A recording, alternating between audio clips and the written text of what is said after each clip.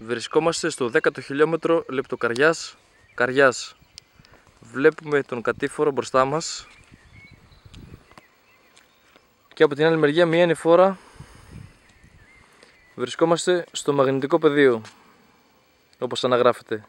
Θα κάνουμε μια δοκιμή. Θα σμπρώξουμε το αμάξι μας προς τα πίσω, προς τον κατήφορο, και μόνο του, χωρίς καμία άλλη βοήθεια, θα κυληθεί μόνο του, θα ανέβει προς τα πάνω, προς την ανηφόρα. Για να το δοκιμάσουμε. Βλέπουμε πάει προς τα πίσω, κινείται προς τα πίσω, σταματάει σχετικά απότομα και βλέπουμε χαρακτηριστικά και στη ρόδα να κινείται.